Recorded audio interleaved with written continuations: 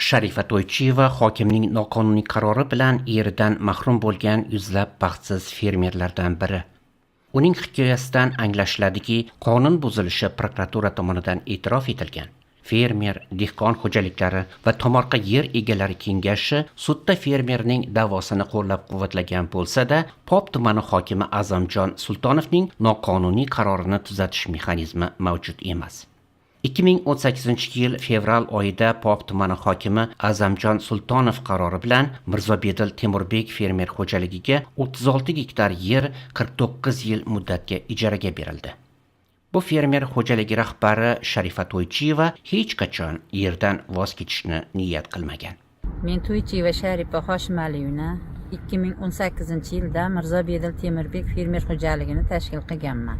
2019-yilda men hech qanday ariza yozmaganman. Haqiqatdan bizni fevral oyining 18-sanasida tuman hokimimiz ichki ishlarda buyrug'i bilan sana saroyiga hamma fermerlar qamalib, arizasi majburan olinayotgan paytida men oddiy oq qog'ozni taklab qo'shni fermerlarning arizasi bilan orasiga tiqib turib, boshqarmamiz o'sha paytdagi boshlig'i Ikromjon Ahmadaliyevning qo'liga men berib o'tib ketaman deganman. Fermerlar yozgan arizasini meni qo'limga bergan. Men berganman. Meni arizamda hech qanday yozuv bo'lmagan, faqat oq qog'ozda arizalar orasiga qo'yib chiqib ketganman. Chunki men uzoq qishloqda yashayman. O'sha fermerlar bilan uyga kelishga majbur bo'lganman.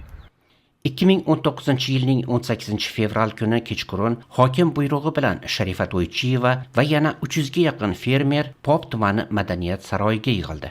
Majlisda fermerlarga yerni ixtiyoriy ravishda davlatga berish haqida ariza yozishmasa, zaldan chiqib ketishga ruxsat berilmasligi ma'lum qilindi. Aksariyat fermerlar ariza yozishga majbur bo'ldi. Yarim tun bo'lib hokimlik xodimlari charchoqdan e'tiborsizroq bo'lib qolgach, Sharifa To'ychiyeva o'zini ariza yozgandek qilib ko'rsatib, hokim o'rinbosariga oq qog'oz uzatdi. Shunday qilib, u yerdan voz kechmasdan zalni tark etishga muvaffaq bo'ldi. Arizani o'zi yo'q. Men shaxsan fermer xo'jaligini boshqarib, hech qanday ariza yozmaganman. Lazbekda fermer xo'jaligiga fermer yerimda o'tganligi haqida qarori yo'q. Shunchaki og'zaki tortib olgan. O'rib ketishga ham, yerni boshqarishga ham qarori bo'lmagan. Fermerlardan yerlarning ommaviy ravishda tortib olinishi sababi O'zbekiston Vazirlar Mahkamasining yer maydonlarini maqbullashtirish to'g'risidagi qarori ijrosi bilan izohlandi. Qarorda yerlarni ommaviy musodara qilish zarurligi haqida umuman gap bo'lmasa-da, maqbullashtirish natijasida Pop tumanida fermerlardan tortib olingan 6000 gektardan ortiq maydon, jumladan Sharifa To'ychiyevaning yeri ham Artsoft-Tex paxta klasteriga o'tkazildi. Hududda qolgan yerlar boshqa fermerlarga qayta taqsimlandi.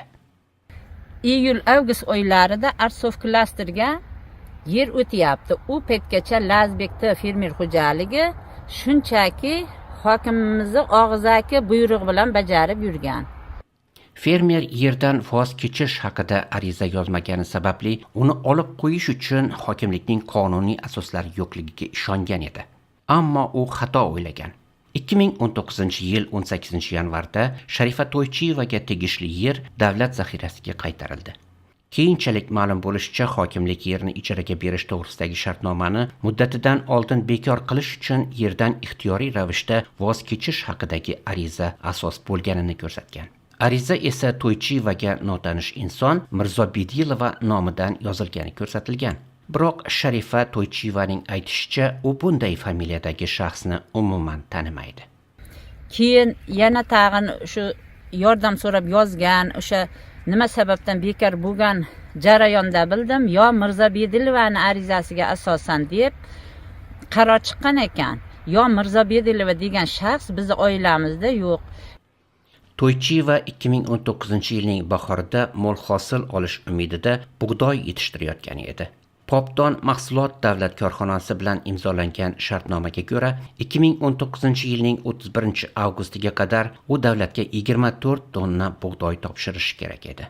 Fermerning so'zlariga ko'ra, yer unga rasman tegishli bo'lmagani sababli yerning yangi egasi u yetishtirgan 26 tonna g'alla hosilini yig'ib olib ketgan.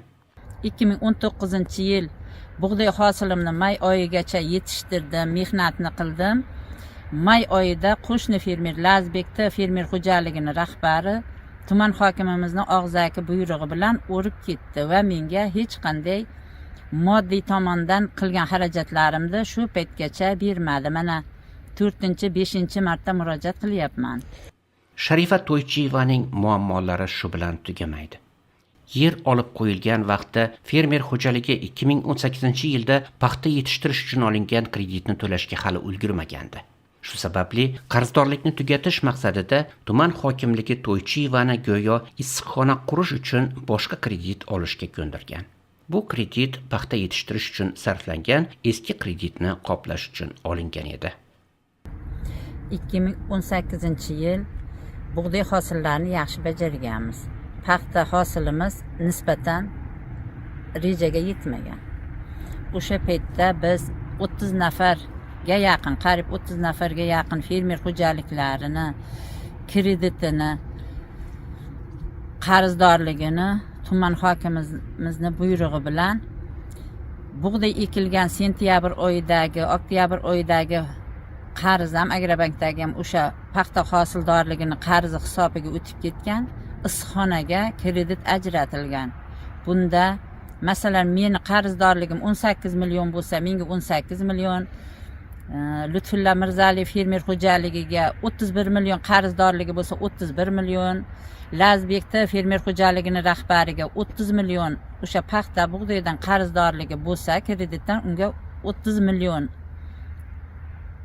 Parnikda issiqxonani har bir oila tadbirkor yo'nalishidagi issiqxonaga pul ajratilib, bizni kredit qarzdorligimiz yopilgan. Biz fermerlarga hech qanday issiqxona qurib berilmagan. Majburlashgan, rasmga tushirishgan, qo'l qo'ydirishgan. Shaxsan Akram Qo'chqarov degan hokimimizning mo'g'ini bizga aytganki, agar shu issiqxonani olib kreditingni yopmasang, yering olinadi. Agar sen issiqxonaga kredit ajratilib shu qarzingni yopib 2019-yilga hech qanday qarzsiz o'taydigan bo'lsang, yering o'zingda qoladi. Bug'doyingni foydasidan shunday yopib qo'ya qolasan degan. Biz shunga ko'nganmiz. So'nggi bir necha yil ichida To'ychiyeva o'nlab idoralarga shikoyat qilgan. Namangan viloyat prokuraturasi To'ychiyevaga bergan javobida yer uchastkasi qonunga zid ravishda olib qo'yilganini tan oldi.